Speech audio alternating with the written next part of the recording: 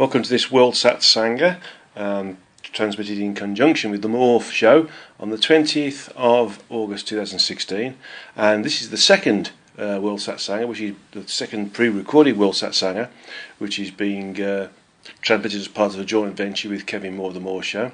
And I spoke to Kevin recently about the first transmission, and he apologises for its late delivery onto his website, but he's actually moving.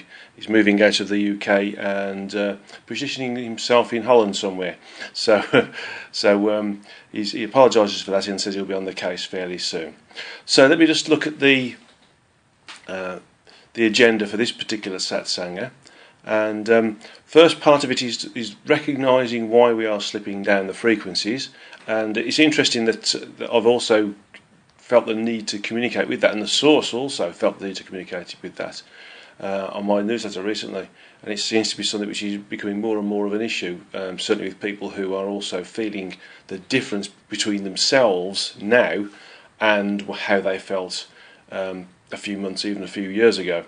As the Earth is moving down the frequencies, and we are being affected by it, or should I say, we are moving down the frequencies, and the Earth is being affected by it.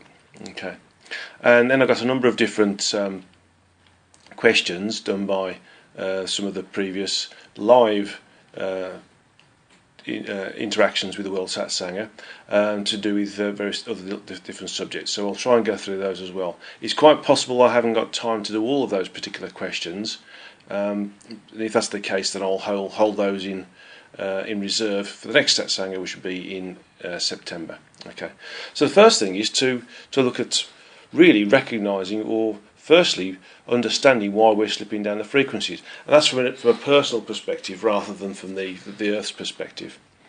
And it has to be understood that we affect everything around us, and we affect everything associated with us.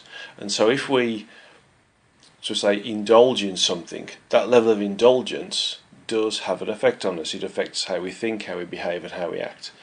And so thinking of this in context with our slipping down the frequencies is very important, because we create our own slippage. It doesn't just happen to us. Somebody else doesn't make us slip, and the environment doesn't make us slip, although it can if you think about triangulation, which is what we've done in the past. But in essence, we create our own slippage, and we create our own slippage by simply being complacent about who and what we are, our level of spirituality, and where we think we've got to. And it's almost like thinking we've reached the pinnacle of who and what we can be, and therefore we don't need to do anything else.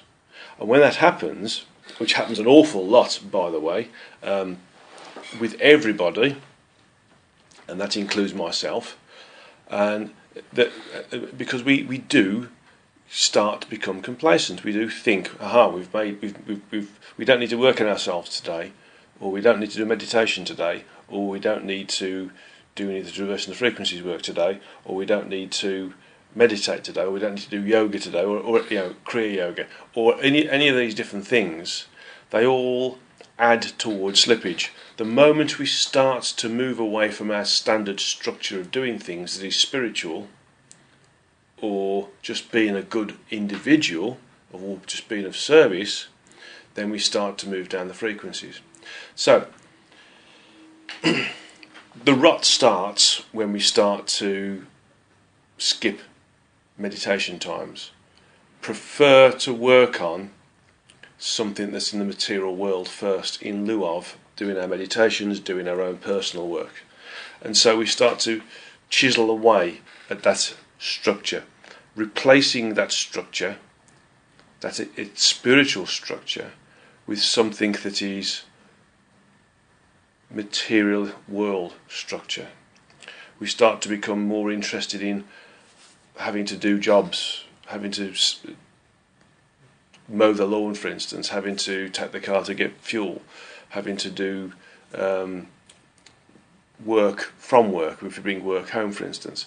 We start to supplement the time that we had doing our spiritual work, which is extremely important and is necessary, because if we don't continue it, we do drop down, with stuff which is low frequency. So it's to start to very slowly swap out our high frequency work with low frequency work, and that makes us come down the frequencies. Now then, what happens as well is that we feel good about it, and the ego. Now we all know about the ego, and I might do a World Satsanga probably in September just to go over what the ego is again, because the ego is a very important thing to understand. It's not being sort of what we call egotistical in the material world sense. The ego is, in effect, that personality that's created as a result of us being incarnate. It's a result of the sentient energy, our soul, being placed in an almost total condition of being separated from its greater body of sentience, the true energetic self, which we sometimes call the Godhead or the Oversoul or the higher self. And it knows that when it's in this condition of, shall I say, loss of low frequency, that it's going to demise early. It wants to keep itself living. It wants to keep itself in the forefront of who and what we are. But it also knows that as soon as the human body dies, the human vehicle dies, it can't survive. So it knows it's unlimited time anyway. And that's why we fear death, because the ego takes control of us. It fears our demise. It fears the demise of the human body. It makes us think we are the human body. And so when we start to move up the frequencies, it fears this, and it does everything in its path to stop us from progressing in our spiritual advancement. So when we start to dip into low frequency things, like having little breaks from our spiritual work, or supplementing that work with other material world work or low frequency work. I mean, some of this stuff is necessary anyway. We have to make sure that we do look after and maintain our responsibilities here. This is one of the reasons why we're here. But it's also a case that we need to make sure that we have a priority involved, and the priority is to keep ourselves afloat. And I'm going to use the word afloat here a couple of times because it's similar to staying high frequency. If you think of the air as being high frequency, as the water being low frequency, to enable to keep our head above water, i.e. our head in the higher frequency, we need to tread water, or we need to swim. Now, if we don't swim or we don't tread water, we sink. So the only way to stay in the higher frequency of the air and be able to breathe and see what's beyond the water, what the environment that is in the air, and the land, etc., we need to continue to swim or tread water, or find some other vehicle to stay above water. If we don't, then we drop down and we basically remove a lot of our own sensory perception that's associated with being in the air versus being in the water. But also we start to, obviously the human body demises as a result of that, so it dies early. So from our perspective, if we think of the lower frequency being the water and the higher frequency being the air, if we're not working on ourselves all of the time, then we do slip down. So what we have to do is to make sure that we don't slip down, and the way to recognise it is to be very vigilant, because the more we slip down, the more we accept slipping down. And the more we accept slipping down, the more we think it's okay to do so. The more we think it's okay to do so, the more we feel happy about it. The more we feel comfortable about it. I'm a spiritual being. I'm okay. I'm very advanced. But actually, you're slipping down. And so we have to be careful, because the ego gives us this feeling of being okay and being all right and being good, even though we're slipping. It's a little bit like slowly falling asleep and not recognising that you're falling asleep until you've fallen asleep, so to speak. It's one of those very, very slow things that happens and catches us out on a regular basis without us even knowing it. So we have to keep looking at who and what we are. We have to keep observing ourselves. We have to make sure that we keep swimming.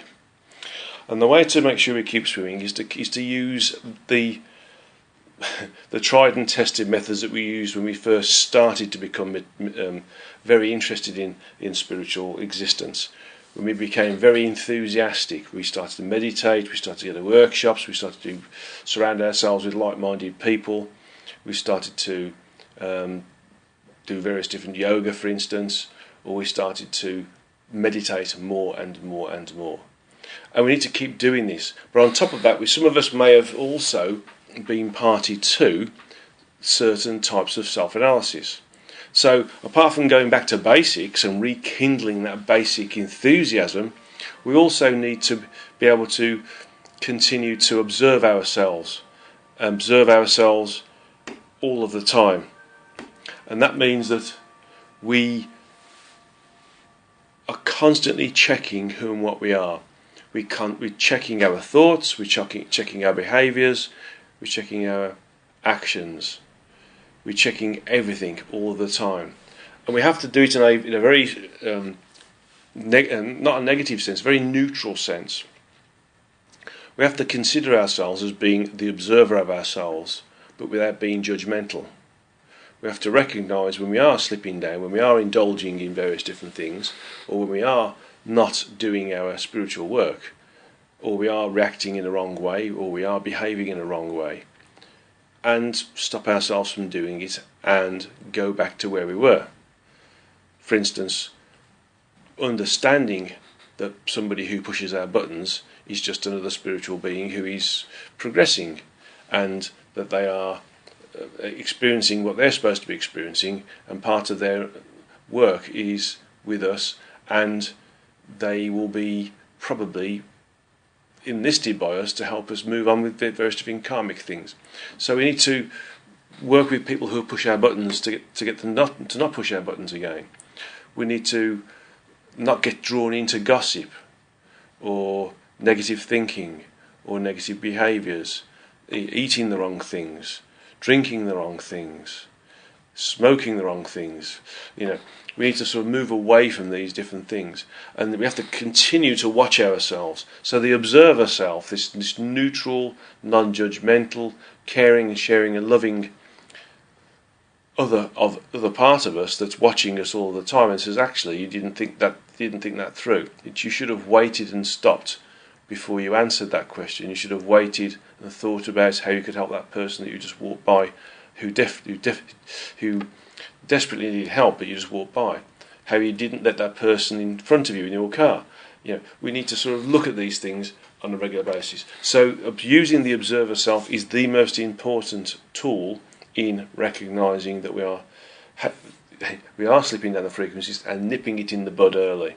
It's the nipping it in the bud early which helps us to move forwards and stop our descent and increase our ascension. Now, this isn't easy, because once we have got to the point where we're experiencing being slow, for instance, or we're experiencing the body being lower frequencies, hurts. It's difficult. The body doesn't like being low frequency because it's used to being high frequency. We get ourselves into various different habits that we've previously kicked, or that we didn't think would be associated with, and so moving away from those habits and those thoughts and those behaviours and actions is very, very hard. Specifically when the ego is involved, because the ego will want to use those particular thoughts, behaviours and actions to perpetuate its own existence. So it will be doing all it can to make you feel really good about those low frequencies, thought, behaviours and actions. So moving away from a drop down is very, very difficult. And a lot of individuals don't make it back up again. They slip down and they stay down. And they make excuses for it. Oh, this didn't work for me. The person who was teaching me was rubbish. They obviously haven't understood what the subject matter is. And they'll use all the different excuses under the sun. So really, really, really stop what you're doing. Go back to the basics. The basics being the very basis for what started you along your spiritual path in the first place, and use the observer self to constantly record, think about and act upon variations from spiritual thoughts or higher frequency thoughts versus low frequency thoughts, high frequency behaviours versus low frequency behaviours, and high frequency actions versus low frequency actions. So really, really check yourself on a regular basis. It's very important, because not only does it affect you, it affects those around you, and it affects the earth as well. So as we go down, we affect others by going down the frequencies, and the earth, or the environment that we exist within, which we call the earth, or our local area will also go down as well. So, back to basics, rekindle the old enthusiasm and use the observer self and act upon what you see in a within yourself within a non-judgmental way.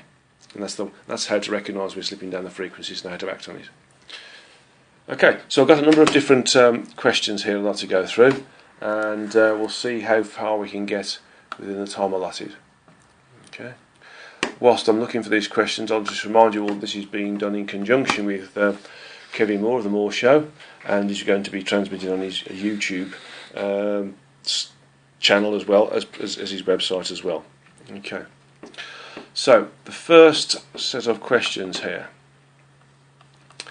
and it's based upon the history of God work, and it describing the development of the human vehicles and therefore in the frequencies. And the comment is, would I please elaborate on how the higher or lighter, denser cloned forms, the hermaphrodites, and our other current form, the sexual duality, correlate to the root races of mankind described by Blavatsky, Steiner, and others. And what I'm looking at here is a list that's been given to me, and I thank the person knows who it is, and I thank you very much for sending this question. And it said, what is the frequency band level and the galactic origins, if known, of the root races of mankind? And there's 5 here. It's Polarian, Hyperborean, Lemurian, and the question there is, this is where the sexes split. Atlantean, which had 7 sub-races, brought emotion. The Aryan, which emerged about 100,000 years ago, brought intelligence, has 7 sub-races. And those 7 sub-races are the Hindu, Arabian, Persian, Celts, and Mycenaean Greeks as an offshoot, the Teutonics and the Slavs, and the Australo-American, which is developed during the 21st century through Western North America, New Zealand, and Australia, and will bring wisdom. So, my understanding is that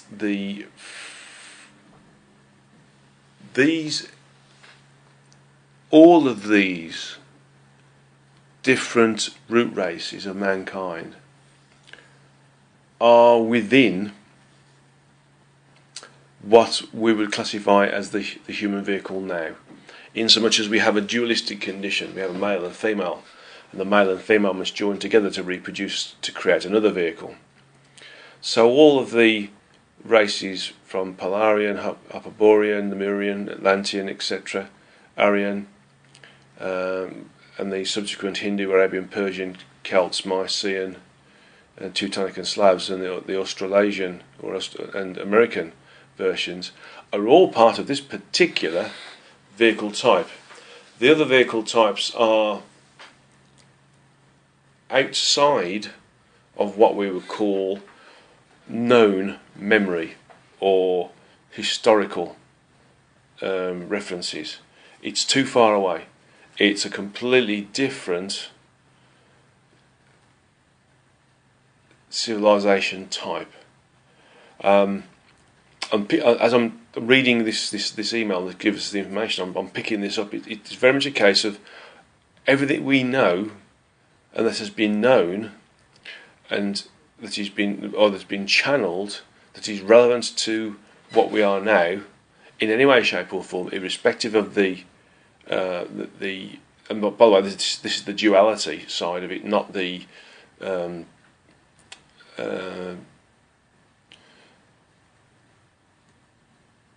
cloned versions or the hermaphroditic versions,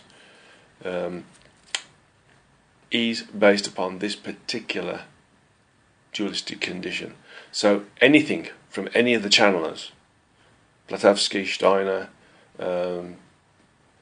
myself included, any of the others who refer to the older races, all the information that they're getting is based upon higher frequential levels of this particular genre of human form, having male and female. Okay, so looking at Polarian though, clearly we were a higher frequency at that point, even though we're in a very similar body form or vehicle form, at that point we're much higher. And I'm being told the Polarian would have been around the 4th and 5th frequential level, and we've come down from the 4th stroke 5th. In fact, I'm being told midpoint between 4th and 5th. So if you want to call it the 4.5 frequential level, you can do.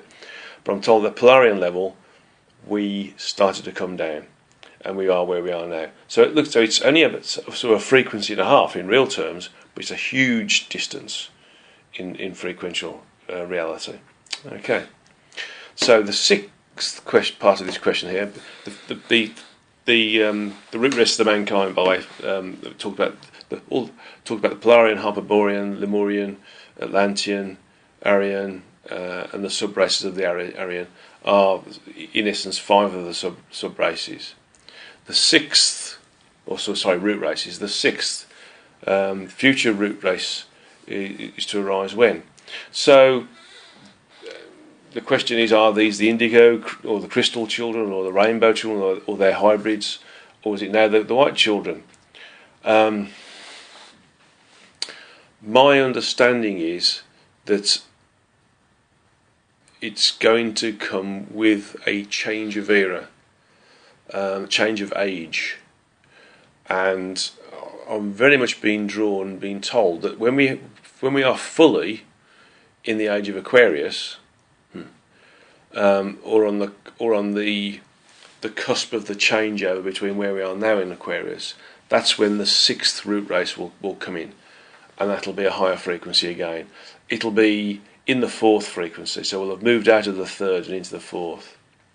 The 7th root race will be in the 5th, and the 5th frequency, and that's a long way away. I thought we were going to have frequential shifts that within the next 50 years, and I'm being told that we are. But those frequential shifts are nowhere near as big as is required to go from one frequential level to another. Think of it in terms of that there being frequencies or sub-frequencies within the frequencies. So we experience those sub-frequencies, and we're moving up those sub-frequencies as indices between the main frequencies. But moving from one main frequency to another main frequency, or one frequential level to another frequential level, is quite a difficult thing to do, and that takes a long time. And we will need to reverse our downward trend to initiate the start, and a robust start, of the accelerated ascension required to create the jump into the 4th frequential band to allow the 6th root race to come into it. And in terms of these children and the energy types associated with their physicality, it would be beyond the white children. I'm told the white children are here to point the way. Basically, there's 12 of those, as I've talked about in previous satsangas. 12 made up of 3 times 4. 4 of them will be in the background, a bit like Babaji. 4 of them will be quantitative teachers, and 4 of them will be qualitative teachers. So quantitative teachers will have just a few students who are good at what they're doing, and the quantitative teachers will have lots of students. And of course the 4 that are in the background will just be changing things in the background, so to speak. Okay, so that's going to be quite some distance away. Okay, so I think that's basically answered that particular set of questions. We've got one more, maybe 2 more. We'll see what the time's going.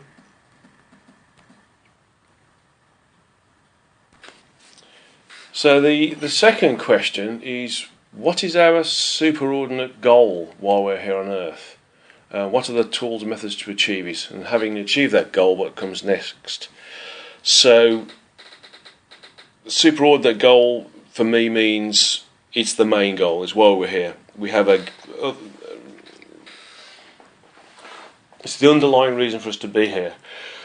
If we think about our incarnation having a life plan associated with it, and we follow that life plan as closely as we can do, provided we have good guidance from our guides and helpers, then we have a number of different goals that we achieve all at the same time. But not all of those goals, of course, are important. They will be things we want to do, things we have to do, and things we could do, and things we should do, and things we might be able to do had we got the time. So, whilst I've been talking about that, and I've been sort of easing myself into that particular question, the thing I've been told is that the most important thing for us to do is to move up the frequencies. So, how do we do that? We remove our karmic links. Karma, as you all know, is a name that is used and is misunderstood. In general, though, my understanding is it is a way of linking us to low frequencies. It's a way of creating an addiction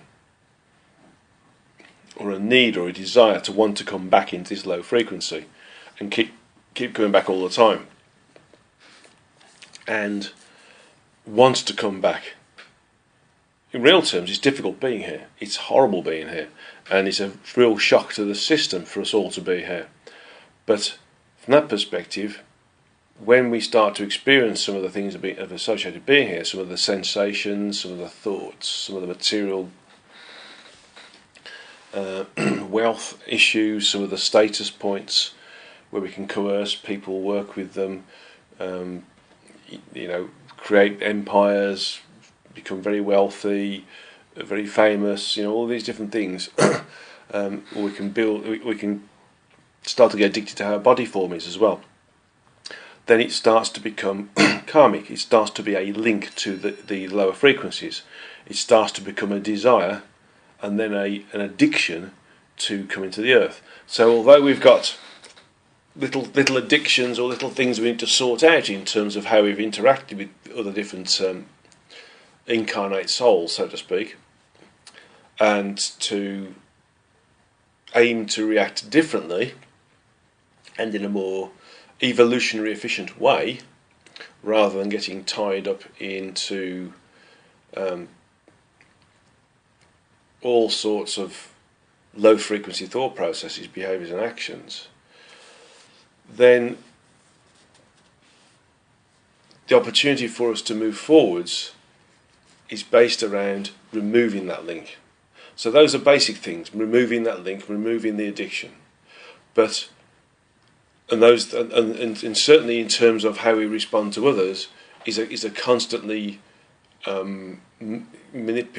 constantly moving item, because if we move with somebody, if we interact with somebody else, and we don't interact with those individuals in the most efficient way possible, or evolutionary efficient way possible, we do start to slip down, and we have to come back and then reenact that particular incident or interaction with somebody, or interaction with a different environment that allows us to respond in the correct way. And that correct way is to react correctly without becoming attached to the reaction or the event. Okay? So that's something we come back to on a regular basis. But in total, the big goal we have is to be here and remove that need to be here, remove the desire to be here, remove the addiction of being here. And we know when we've done this, because we can be in this environment and nothing affects us. We don't get drawn into any gossip, we don't feel bad about this, we don't feel worried about that. We understand that that material wealth or status means nothing. We understand that we can exist within this environment but not be part of the environment. And when we've got to that point of being in the lower frequencies but not of the lower frequencies, then we've achieved the level of not needing to incarnate again, not needing to come to this level, have a part of ourselves connect with a vehicle that allows us to experience the environment in the way it's supposed to be experienced, in the frequential level is supposed to be experienced, and evolve whilst in the higher frequencies instead. And so, linking everything together in a sort of roundabout way, the superordinate goal is to be able to come into an incarnate situation but not get drawn into it. To be in the physical but not be of the physical. And that results in a way in which we behave, the way in which we think, the way in which we act. We act in a detached way. Now, some people may think we're not engaging with them. If we start to become this goal, if we start to realise that we're not part of this environment, so we're not part of the nonsense that happens around us, we don't get drawn into gossip, we don't get drawn into angry thoughts, we don't get drawn into commenting about this, that and the other, then we start to realise that we're existing in the environment but we're not of the environment. And that means that we'll have achieved our main goal. We'll have removed away all of our karmic links, all the things we need to sort out in terms of reacting to certain environments and certain levels of interaction with other types of individuals and various different personality types in various different scenarios, and we'll have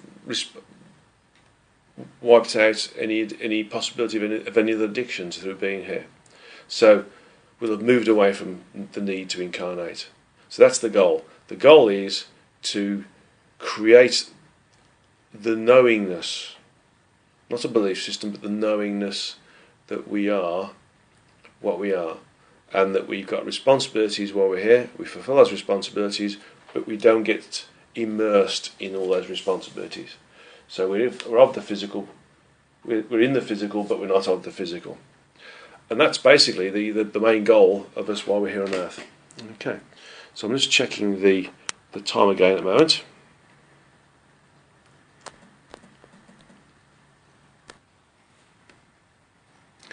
So I've got 2 more questions here. In fact, I've got 3 questions here, and we'll see how we go. I might have to put the one question into next month. Okay. So the first question is basically following up from a previous Satsanga. The first question is this: when I just responded about backfill people, I said something to the effect they were lower quality souls that get addicted to lower quality states since they have never experienced free will. So I'm asked to elaborate on this aspect of free will being atypical for backfill people, and why that might be. Does the lack of having free will experience contribute to an inability to withstand addiction behaviours in the modern world? Backfill people, as I said before, are basically here to keep the balance of individuals on this particular frequential level, the 3rd level, whilst people are ascending to the 4th level. So that it allows people who are still working on the 3rd level to continue to work on the 3rd level without wondering about where everybody's going to, basically. So there has to be a level maintained. And the backfill people are basically other souls that are not the same quality as ours, but they're above the animal. So they are not used to having the exposure to having total free will. And although they're not common on Earth, they weren't common on Earth in the past, they start to become more and more common now as we do start to move up the frequencies, even though we're enjoying, if that's the right word, a slightly downward trend at the moment. So they are a different quality of sentience, is a better way of saying it. The animal souls have one level of sentience and we have a different level of sentience. The backfill people and the souls associated with them have a level of sentience, a quality of sentience that's in between the two. So this allows them to work in certain ways. It allows them to animate the human form, but in general, when they have been incarnate, they have been in a condition where they've been working in a collective function, rather than an individualised function that can work with the collective function if it wishes, or it can work in a completely selfish way for itself. So they normally operate when incarnate in this collective function. So everything that happens in various different states of collectivity. And I seem to remember in one of my books that there was a certain types of collectivity and the way it functioned. And I can't remember what they are now, but basically, this particular type of soul would have been in a position where it could operate in two collective ways. One way is where it's a little bit like the hive mind, where everything is a part of a bigger brain, so to speak. So every incarnated entity and every soul is part of a bigger soul, and can only act and respond as part of that bigger soul, or as a function or a smaller component of that bigger soul. And they can also react, depending on what they're doing and what they've been assigned to. They can react in an individual way, but in concurrence with the bigger soul, or the collection of souls, provided that the collection of souls agree with the advice or the suggestion made by that individual. So when they're put in a position of complete free will, it's a bit strange for them. They've not experienced it before, and as a result they start to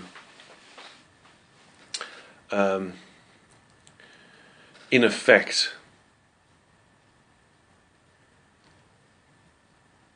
get addicted to this ability of being able to do anything and everything they want to.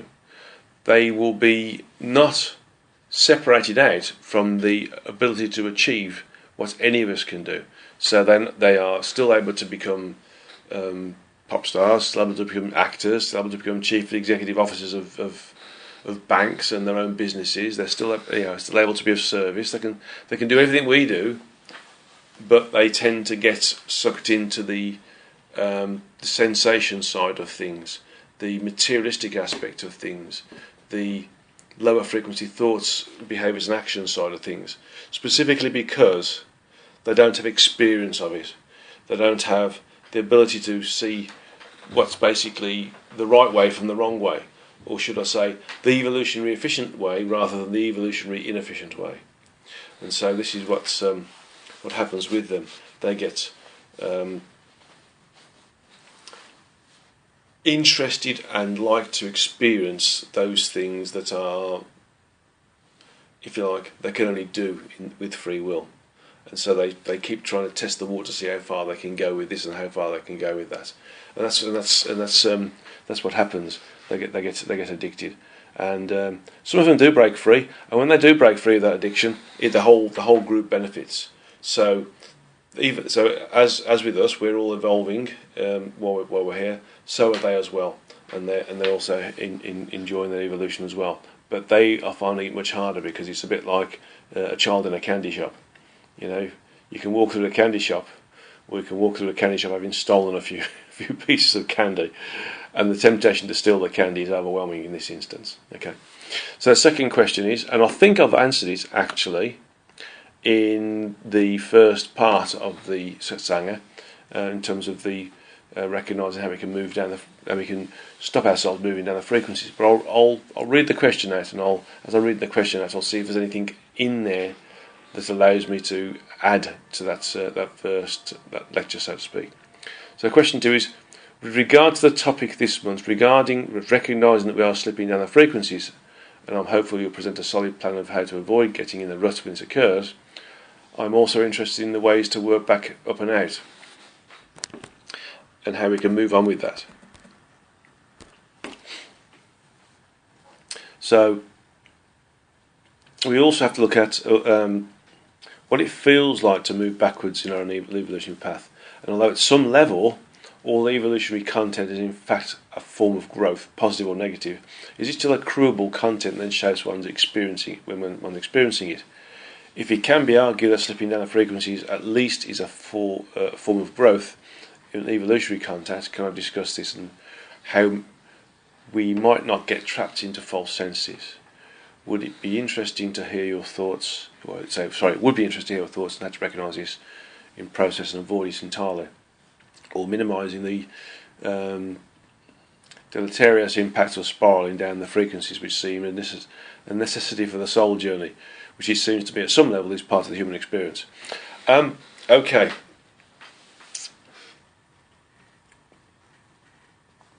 I think I've answered most of this in the first part of the Satsanga, but in essence, a solid plan is based upon really being hard on yourself, using the observer self, not being judgmental, but stopping yourself in tracks, stopping the addiction of changing the thoughts, behaviours and actions that are low frequency thoughts, behaviours and actions.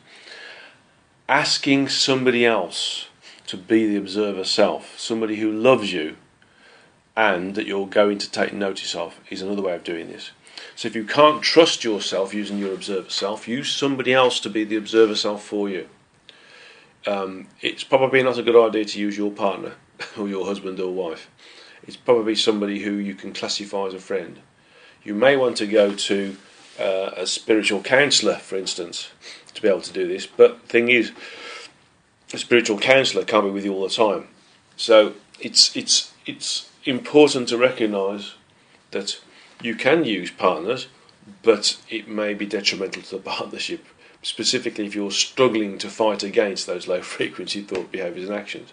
So trying to find somebody who you're with all the time, other than your partner, or with on a regular basis, who is able to observe you in your thoughts, behaviours and actions. I mean, obviously the thoughts won't be picked up by them, but the intention behind the behaviours and actions will be classified as thoughts.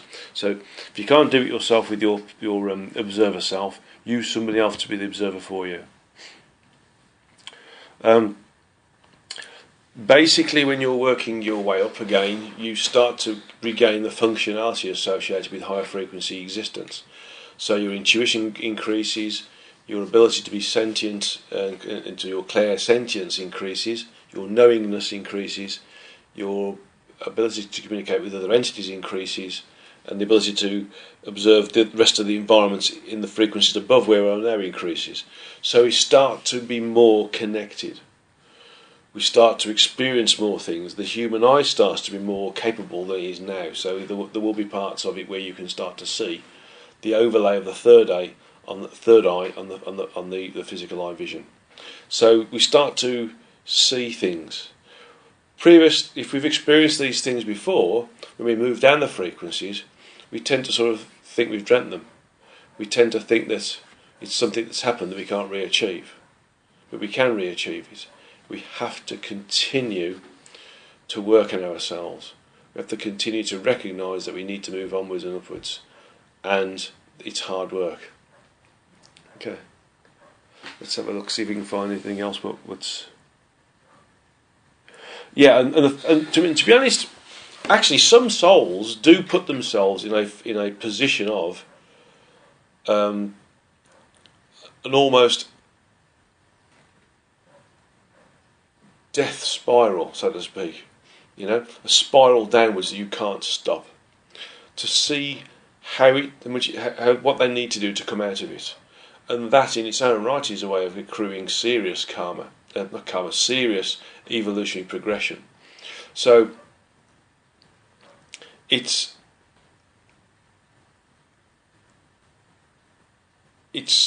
can be considered to be a reasonable thing to suggest, I'm talking in circles here, I know that even the experience of negativity or negative thoughts, behaviours and actions is an evolutionary level. The answer is yes, but we've already been there. We've experienced it here in previous lives. So all we're doing is going over old ground, and it's a bit like painting the wall twice. When you change the colour of a wall with paint, you change the colour of the wall. You experience the change the first time you've changed the colour. When you go over that wall again with the same colour, you don't get the same level of satisfaction associated with seeing the colour change. It's because you've done it once. All you're doing is making sure that you're not missing any part by going over again. You're giving it depth of colour. So although you might suggest or argue that there is a level of additional, shall I say, experience and therefore evolution associated with going deeper into something, in actual fact, we do go deeper into it, and we have gone deeper into it in most cases. But the downward spiral aspect, where we have to sort of put ourselves into a flat spin and try and get ourselves out of it, is quite a common life profile for people, and one where they put themselves in extreme situations to see if they can come out the other side. I'm just seeing if there's anything else here we can look at. I'm not suggesting anybody puts themselves into a downward spiral, by the way. It is difficult to get out of, and you've got to be an extremely resolute, robust and dedicated individual to stop the spin, to stop the downward descent, and create an upward ascent. It's very, very difficult. So the thing is, again, and how to recognise it, it's all to do with using the observer self in a non-judgmental way. And if you have trouble with that, ask somebody that you know to work with you, to point out your failings. It will hurt for having these failings to be pointed out. It will definitely hurt, because none of us likes to be told off for a start off, and none of us likes to be told we're doing things wrong, or thinking in a different way, wrong way, or behaving in a wrong way. And so having somebody else do it rather than ourselves is a very, very harsh route. But if you feel you can't do the observer self, then using somebody else to be your observer for you and feeding back on the traits, the thoughts, behaviours and actions that you have, and how you've changed, is another way of doing it. For me, although it's harder, it's the surefire method, provided you're prepared to accept the information that comes through. Okay, I think we've got to as much as we can do in terms of this particular Satsanga. I've got one more set of questions, but I think that I'm going to hold that to next Satsanga, because it actually talks about the New Earth in a certain way. It also talks about the way we are now, how people are becoming more impatient and things. So I'm going to hold that particular question, or two questions in abeyance, because I think it'll be good to link into it between this particular Satsanga and the one in September.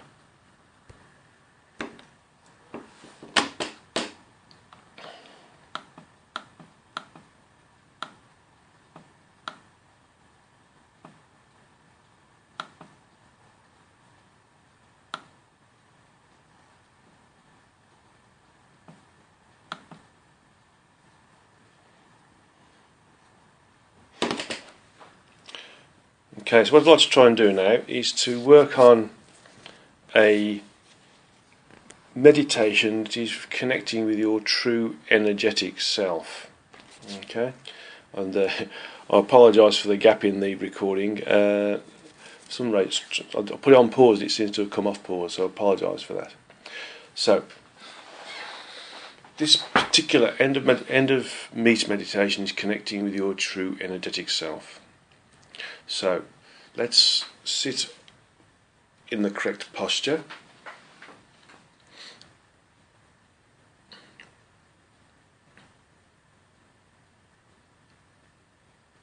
Feet flat on the ground, back straight, in a straight backed chair with the palms uppermost on your thighs.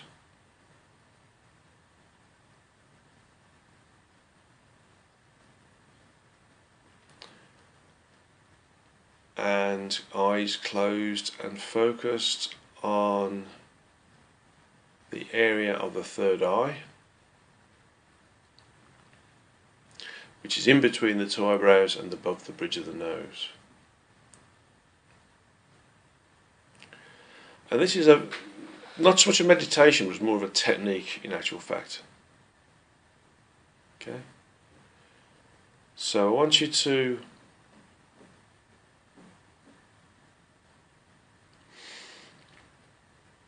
recognise that your sentience, that bit of you that thinks,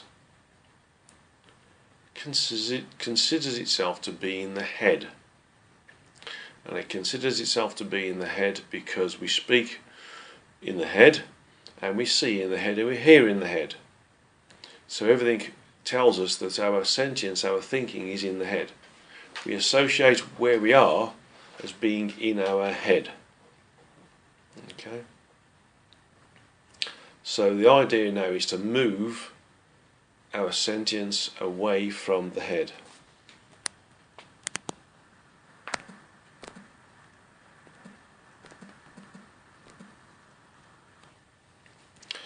So just withdraw everything that you have.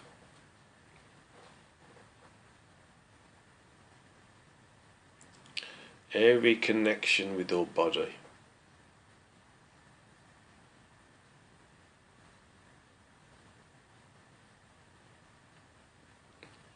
So if you can feel your fingers, think of your fingers, or the energy associated with your fingers retracting back up the fingers to the palms, from the palms to the wrists, from the wrists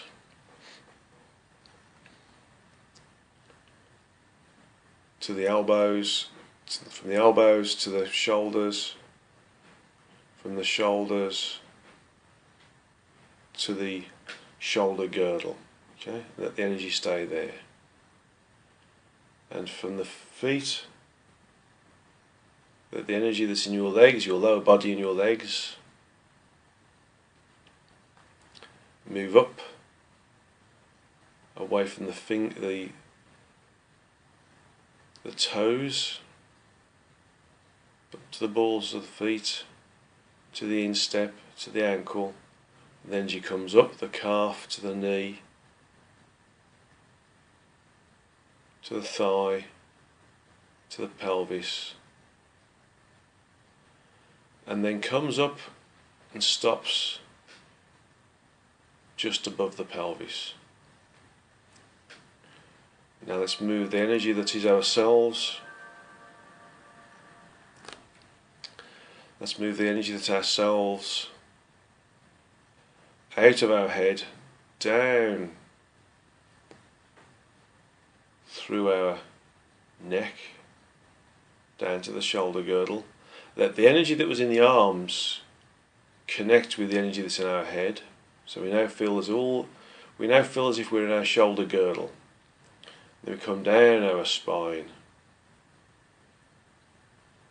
until we meet the energy that is the toes, the feet, the ankles, the calves, the knees, the thighs and the pelvis.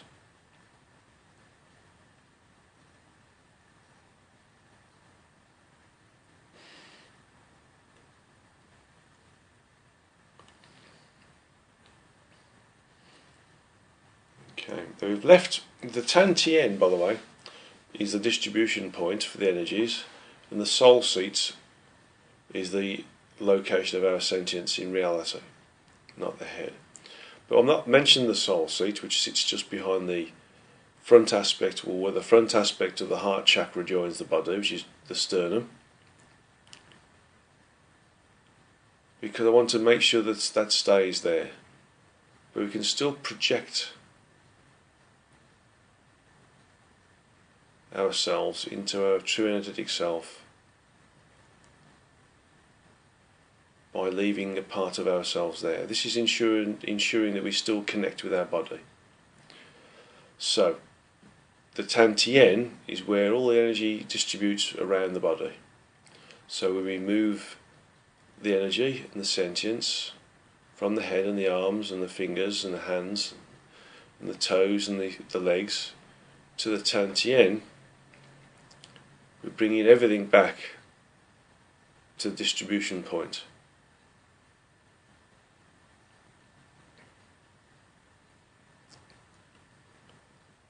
And now I want you to visualize that the Tantien is connected to the Hara line. The Hara line is a small little energetic tube that allows the energy that's associated with the soul, or the aspect of a much bigger part of ourselves, what's called the true energetic self, to remain in contact with the true energetic self, whilst the smaller part of that sentience, the soul or the aspect, is projected into the human form.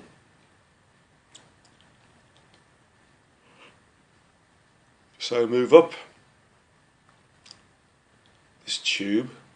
So you're moving out of the Tantien now, where everything has coalesced, up this tube, which goes up the body, through the centre of the body, not the spine,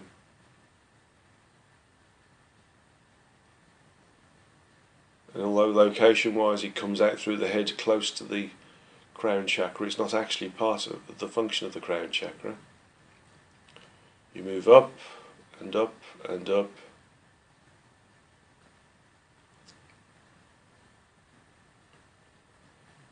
till you can perceive a much larger ball of energy, if you want to call it that. That ball of energy is our true energetic self, our Godhead, our Oversoul, or our higher self, whichever you want to call it. It all means the same thing.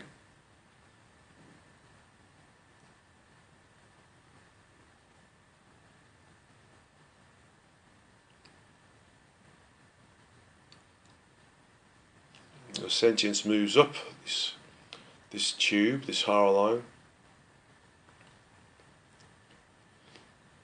getting higher and higher and higher,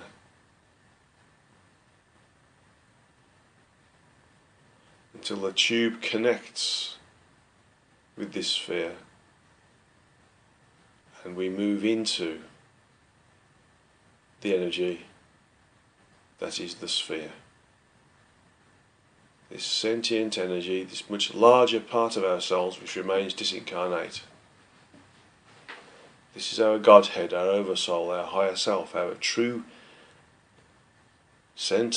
energetically sentient, if you want to call it that, but true energetic self.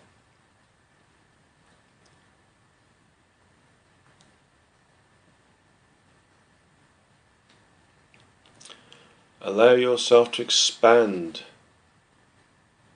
into this energy.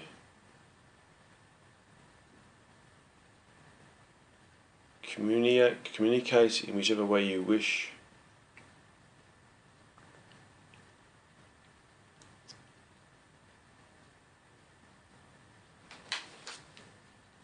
With this energy.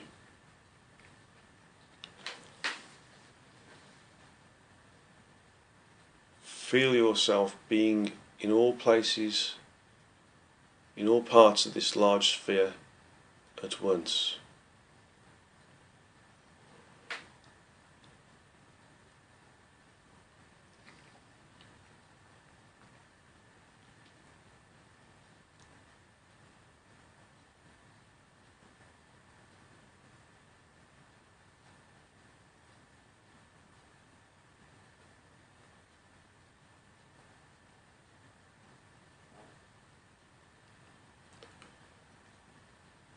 Try to disassociate yourself from being in a single point of focus, but you are in a diffuse level of focus, so to speak.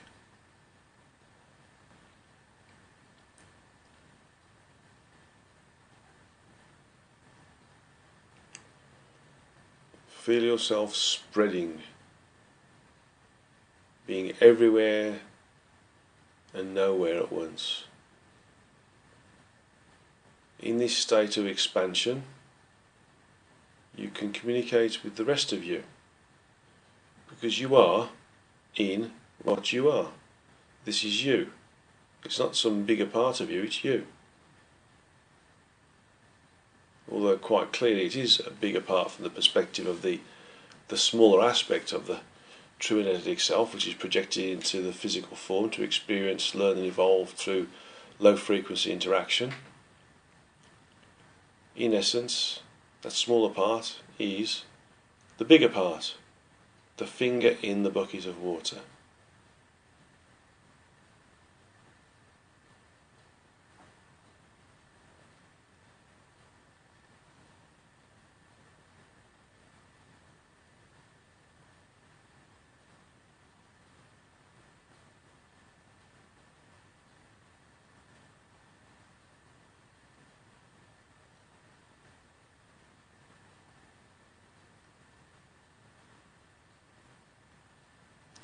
So when you're in this state of expansion,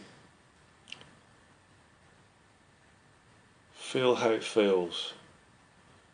It's blissful, it's calm, it's cuddly, it's delightful.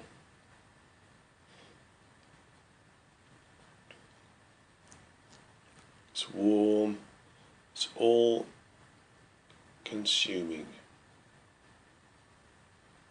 You'll find that when you ask a question, it's answered instantaneously.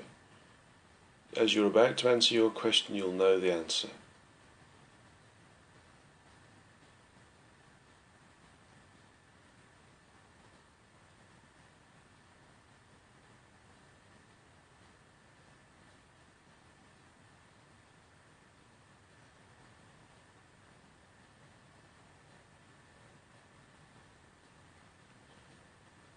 Allow yourself to drift within this large body of energy. If you wish, you can experiment. Experiment with yourself being diffuse or focused, or being spread in different parts. 10% here, 20% there, 40% here, 30% there.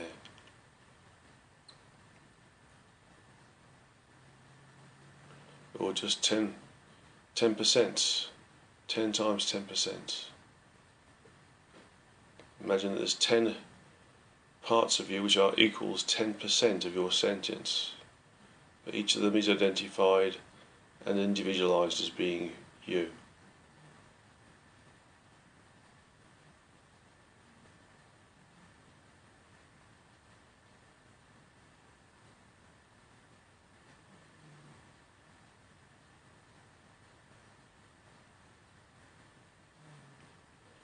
So at this point you can communicate properly with your true energetic self. But the communication is not just thoughts, it's knowingness, it's emotions, it's beingness, it's ideas, concepts, visions, hearing things.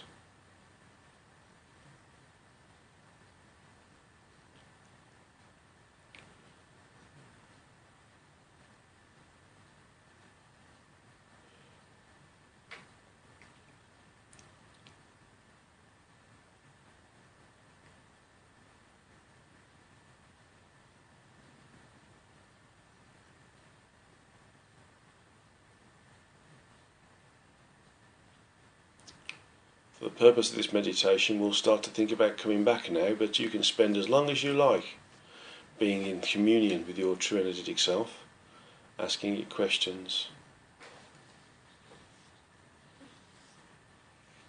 solving problems,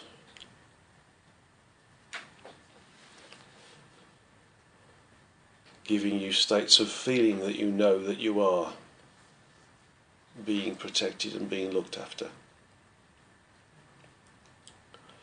So to come back, all we do is reverse the process. So coalesce all the sentience that is you within this sphere of sentient energy into one point.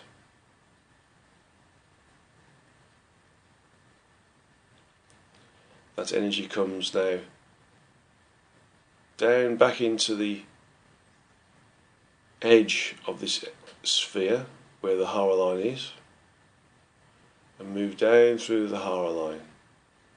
You get the feeling of being squeezed into a small tunnel. When you leave the body going towards your true energetic self, you may feel as if you're being squeezed through a tunnel into the light, very similar to a near-death experience. Move back down this Hara line, going through the location of the crown chakra, down through the body to the point of distribution, which is the Tantien.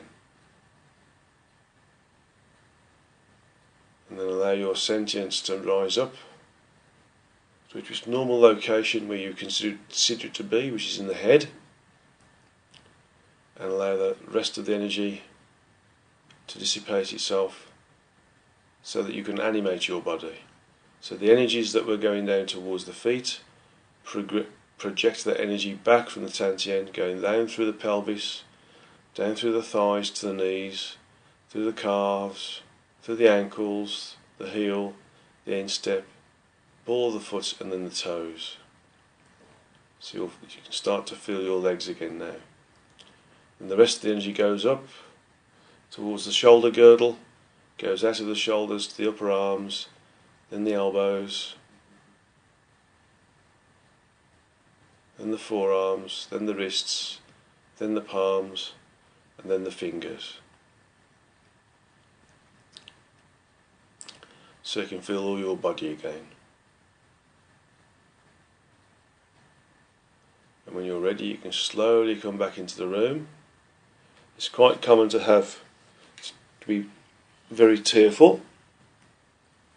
Same for if you're connected with Source. And take a drink of water to help to ground you, so to speak. But don't forget, you'll be a higher frequency now than you were when you started. Okay, so that's the end of this pre-recorded Satsanga. The second pre-recorded Satsanga that's been created in conjunction with Kevin Moore of The Moore Show, and this will also go onto his website, or should I say his YouTube channel as well. So thank you very much for dialing into this recording and going through this exercise and listening to the questions and the answers to the questions and the lecture about how to recognise we're slipping down the frequencies and how to move forwards with that. Okay, so God's love to you all, and I look forward to projecting and receiving energy from you all in September with the third of the pre-recorded Satsangas that are done in conjunction with Kevin Moore. So good morning, good night, good afternoon, and God's love to you all, and look after yourselves. And remember, keep thinking high frequency thoughts, behaviours and actions, and use your observer self.